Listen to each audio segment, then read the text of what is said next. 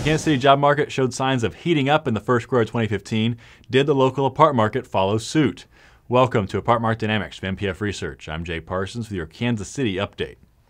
Some good news coming from the latest data on the Kansas City economy. We saw job growth levels really pick up in Q1. In fact, the biggest growth Kansas City has seen since the late 1990s. Nearly 33,000 jobs added in the last 12 months. That's growth of 3.3%.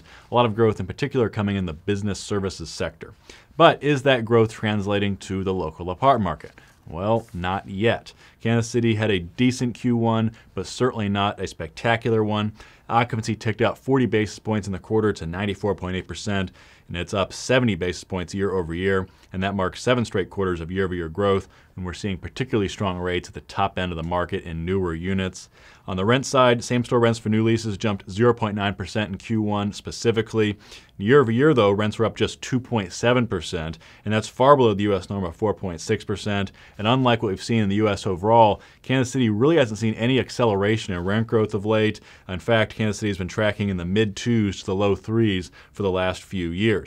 Now, while occupancy remains better at the top end of the market, rent growth has actually been better at the middle and lower ends of the market, and we've seen much less rent growth at the top. Here is rent growth by decade built. You can see good hikes of 3.5% to 4.5% in units built in the 80s, 70s, and prior to 1970.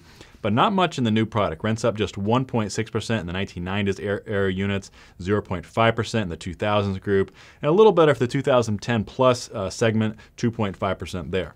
And this has been the pattern for a while. Good occupancy rates at the top end of the market, but not much rent growth. Perhaps there's some concern that the demand stream just isn't there, so if they price too aggressively, occupancy may come down. But now that job growth has started to accelerate, it'll be interesting to see if operators respond by getting more aggressive in their pricing, particularly as we get into peak leasing season in Q2 and into Q3.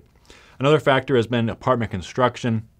Kansas City isn't an especially aggressive market for supply, or it hasn't been of late anyway. Only 2,100 units completed in the past year, fairly consistent with recent norms. But construction has picked up lately, and supply will be more of a factor going forward. More than 4,000 units scheduled to complete in 2015, and unlike recent years, that supply is going to be fairly spread out across the metro and not just concentrated in Johnson County.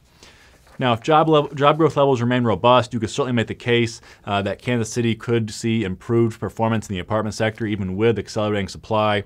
Our baseline view, though, is more conservative. We think that job growth levels will normalize, remaining healthy, but slow down from the peak levels they're at right now. And we think supply will top demand in the next year, but not to a significant degree. And we think rent growth is going to remain below the 3% mark. And that's going to wrap us up for Kansas City. So until next time, for Apartment Market Dynamics and NPF Research, I'm Jay Parsons. Thank you for watching.